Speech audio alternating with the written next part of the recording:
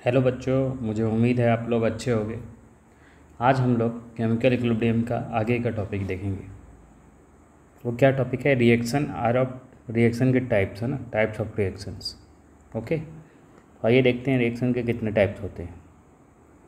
Reaction basically मेरे प्यारे बच्चों टू टाइप्स के होते हैं ना। एक होता है irreversible reaction,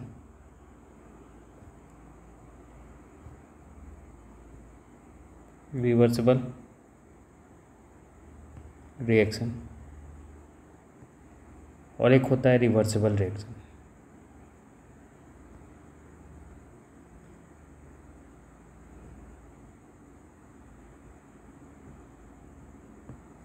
actually irreversible reaction क्या होता है?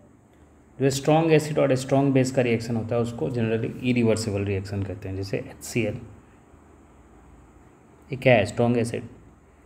NaOH क्या है? Strong base. अगर ये आपस में रिएक्ट करेंगे तो क्या होगा? NaCl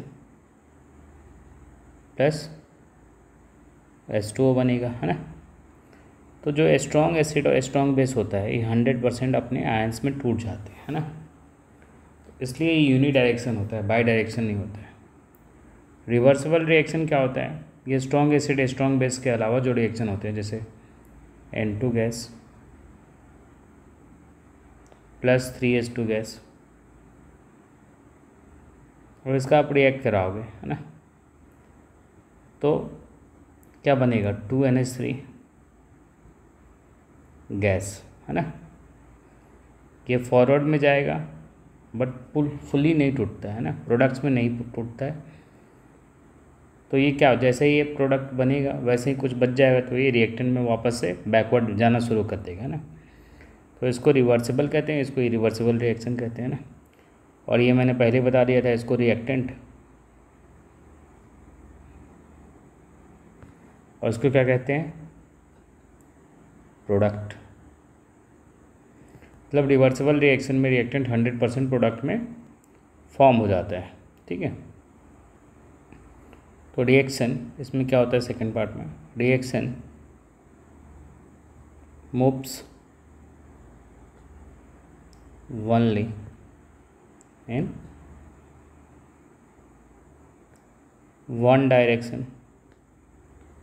जब रिएक्टेंट 100% प्रोडक्ट में टूट ही गया, रिएक्शन ओनली सिंगल डायरेक्शन में ही जाएगा ना। नेक्स्ट क्या होता है? Reaction get 100% exhausted.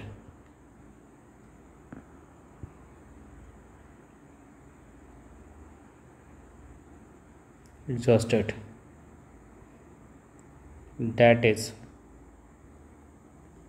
the reaction goes to 100%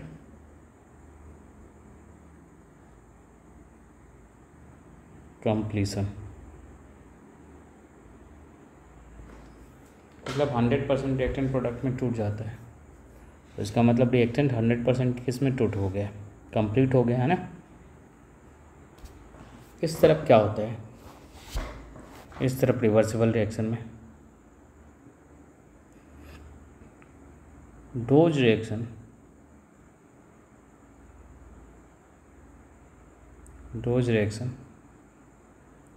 which move in both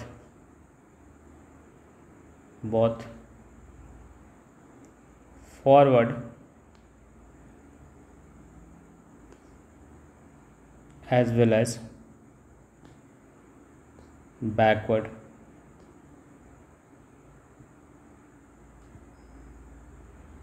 direction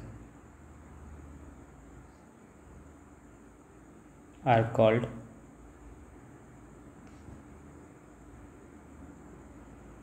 reversible reaction. मतलब इसमें क्या होता है?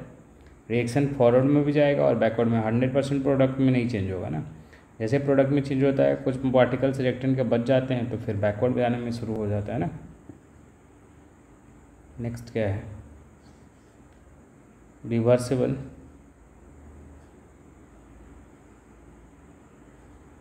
Reaction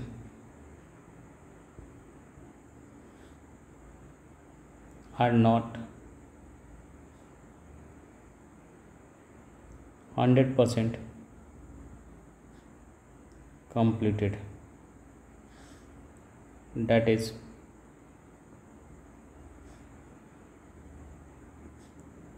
reactants are never 100% exhausted। मतलब रिएक्टेंट 100% प्रोडक्ट में नहीं चेंज होता है, इस बात को आप लोग ध्यान रखेंगे, है ना। आइए आगे देखते हैं। अच्छा एक बात बताओ, जो रिवर्सेबल रिएक्शन है तो यही इक्विलिब्रियम में होगा, चूँकि इक्विलिब्रियम में फॉरवर्ड बैकवर्ड में होता है, तो हमारे काम का कौन सा रिएक्शन है, रिवर्सिबल रिएक्शन। इरिवर्सिबल रिएक्शन से हमें कोई मतलब नहीं है। इस चैप्टर में हम लोग रिवर्सिबल रिएक्शन के बारे में पढ़ेंगे, क्योंकि इसमें रिएक्शन फॉरवर्ड और बैकवर्ड दोनों डायरेक्शन में जाता है, ठीक है। आइए आगे। Make let a balanced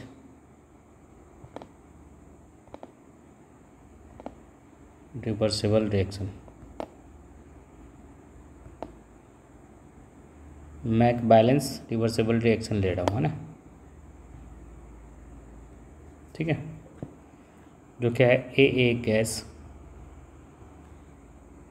plus B gas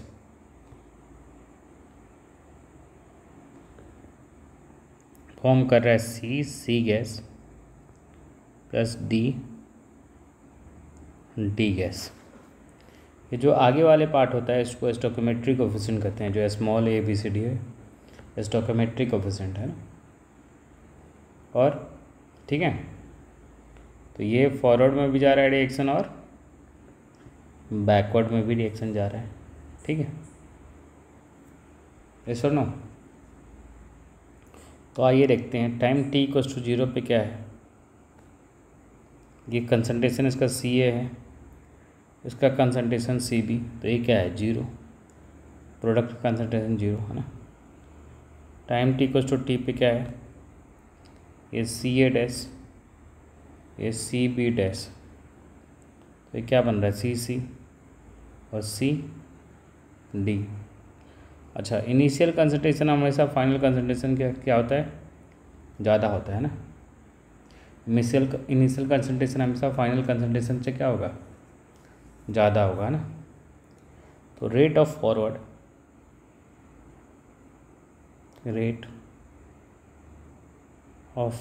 क्या हो जाएगा, Kf into concentration of A to the power stoichiometric coefficient, concentration of B के पावर रिस्पेक्टिव स्टोइकियोमेट्रिक कोएफिशिएंट, और रेट ऑफ बैकवर्ड क्या हो जाएगा, रेट ऑफ फॉरवर्ड इसके लिए है ना, रिएक्टेंट का पावर होता है।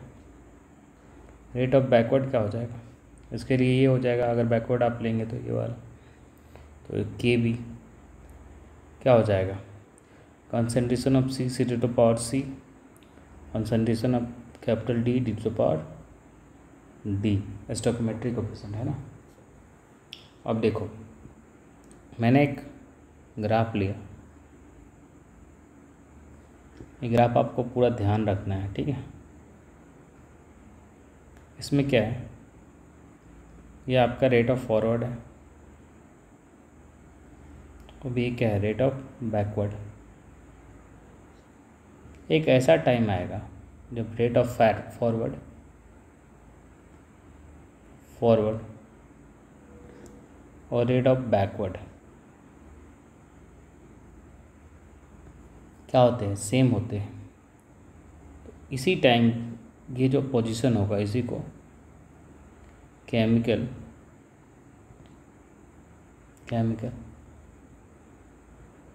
इक्विलिब्रियम कहते हैं। इस समय क्या होता है, रेट ऑफ फॉरवर्ड और रेट ऑफ बैकवर्ड दोनों क्या हो जाता है, सेम हो जाता है।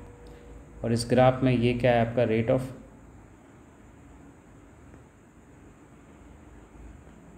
रिएक्शन है और रेट क्या है, टाइम है। सपोज 0 1 2 3 4 5, जिस टाइम पे इक्विलिब्रियम रेट ऑफ फॉरवर्ड और बैकवर्ड दोनों सेम हो जाएगा उसको इक्विलिब्रियम टाइम कहेंगे ना। तो ये आप लोग ध्यान रखेंगे, rate of forward rate of backward के इक्वल हो जाए जिस टाइम पे उसको केमिकल इक्विलिब्रियम कहेंगे, ठीक है। और केमिकल इक्विलिब्रियम में क्या होता है, रेट ऑफ फॉरवर्ड और रेट ऑफ बैकवर्ड क्या हो जाता है, सेम हो जाता है, ठीक है। आइए कुछ पॉइंट देखते हैं, ठीक है। मतलब केमिकल इक्विलिब्रियम के बारे में एक पॉइंट देखिए, केमिकल इक्विलिब्रियम में क्या होता है पॉइंट, उसको आपको ध्यान रखना है। Chemical equilibrium is that stage at which rate of forward reaction becomes equal to rate of backward reaction. मतलब रेट ऑफ फॉरवर्ड रिएक्शन किसके इक्वल हो जाता है, रेट ऑफ बैकवर्ड रिएक्शन के ना। तो rate of forward equals to rate of backward के equal हो जाएगा। इन बातों को आपको ध्यान रखना है, ठीक है। तो हम क्या सीखते हैं यहाँ पे, आइए। तो एट इक्विलिब्रियम पे क्या होता है, concentration of reactant and product क्या हो जाता है, चेंजिंग क्या हो जाता है, इनका स्टॉप हो जाता है। तो at equilibrium concentration of reactant and product stop changing, reactant से प्रोडक्ट में बनना क्या हो जाता है, रुक जाता है ना, रिएक्टेंट प्रोडक्ट में चेंज होना बंद हो जाता है, ठीक है। तो आइए कुछ क्वेश्चन देखते हैं, आइए क्वेश्चन देखते हैं। तो at equilibrium rate of reactants stop changing है ना, rate of reactants and product stop changing, आपस में क्या चेंजिंग बंद कर देते हैं ना। तो एट इक्विलिब्रियम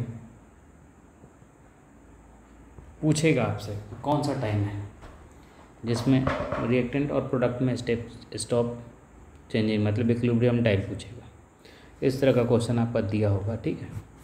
आपसे पूछेगा कि इक्विलिब्रियम टाइम बताइए, तो आप कैसे चेक करेंगे, जहाँ से क्या हो जा रहा है, कंसंट्रेशन में चेंजिंग, मतलब क्या हो जा रहा है, सेम, मतलब नहीं हो रहा है, मतलब दोनों पैरेलल हो जा रहा है ना। तो कौन सा टाइम होगा आंसर, क्लियरली आप देख रहे हैं 5, यहाँ से चेंजिंग नहीं हो रहा है, तो ये आंसर कौन सा होगा, 5 है ना। आइए क्वेश्चन देखते हैं। Which of the following graph represents equilibrium, है ना, इक्विलिब्रियम को कौन सा शो करता है। तो ऑब्वियस है इक्विलिब्रियम की क्या होता है, रिएक्टेंट और कंसंट्रेशन का ग्राफ आपका रिएक्टेंट और प्रोडक्ट का क्या हो जाएगा, कंसंट्रेशन सेम हो जाता है। एक तो ये हो जाएगा कंसंट्रेशन और टाइम का बीच का ग्राफ है। दूसरा रेट ऑफ फॉरवर्ड और रेट ऑफ बैकवर्ड, दोनों रेट क्या क्या हो जाता है, सेम हो जाता है इक्विलिब्रियम। रेट एंड टाइम के बीच का ग्राफ होना चाहिए, ये भी रेट एंड टाइम का ग्राफ है, ये कंसंट्रेशन और टाइम का ग्राफ है, ठीक है। आंसर कौन सा हो जाएगा, बोथ बी एंड सी। क्यों, क्योंकि यहाँ पे concentration of reactant and product क्या हो रहा है, चेंज नहीं हो रहा है, बट यहाँ पे rate of forward and rate of backward same हो जा रहा है, तो ये क्या है, इक्विलिब्रियम है ना।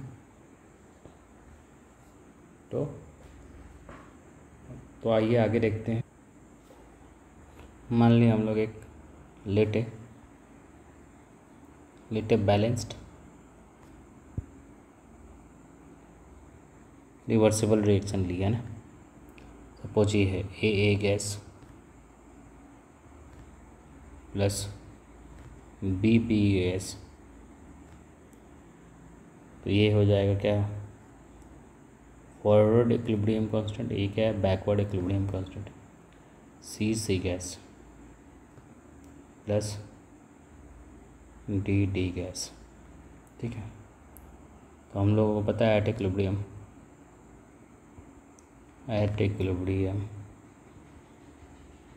क्या होगा, rate of forward it equals to rate of backward होता है, ठीक है।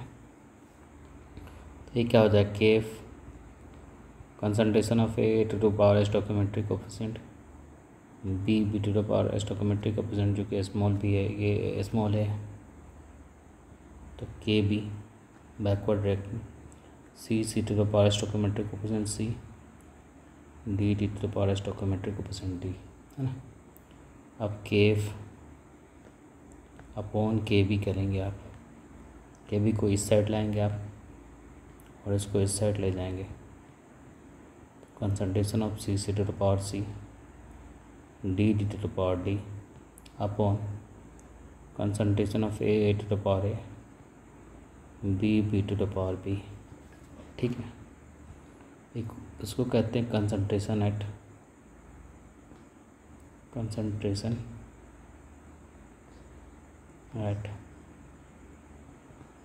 इक्विलिब्रियम, और के एफ अपॉन के बी को के इक्विलिब्रियम कहते हैं। ये क्या हो जाएगा, C to the power C, D to the power D upon A to the power A, concentration of B to the power B, और ये किसके इक्वल हो जाएगा, के इक्विलिब्रियम, इसको इक्विलिब्रियम कोफिशिएंट कहते हैं, इक्विलिब्रियम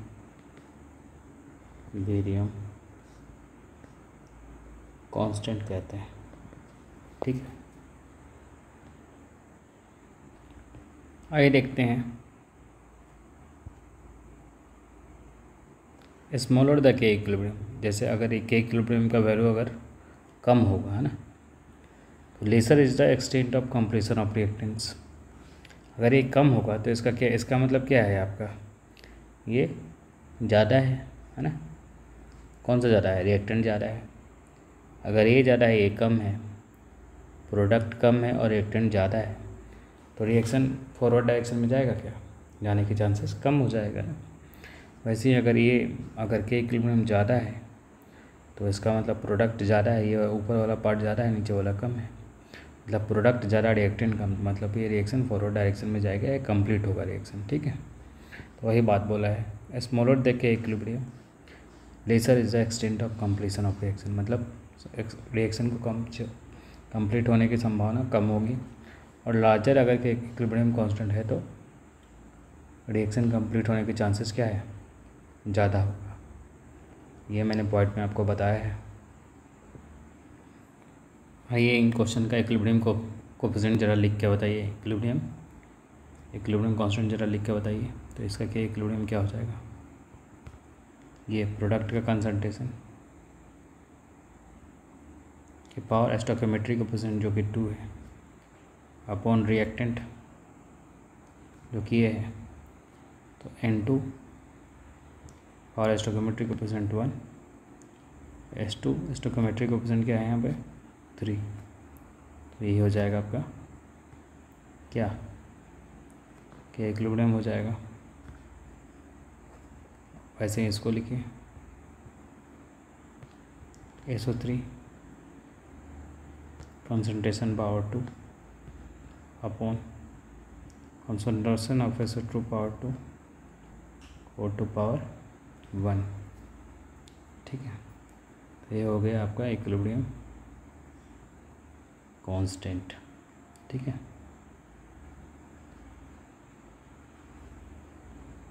तो ये दोनों रिएक्शन हो गया इक्विलिब्रियम कांस्टेंट। ये जो क्वेश्चन दिया है इसमें के इक्विलिब्रियम आपको फाइंड करना है, ठीक है। के इक्विलिब्रियम क्या हो जाएगा, concentration of product power 2 upon reacting power 1, एक क्या होगा कंसंट्रेशन एट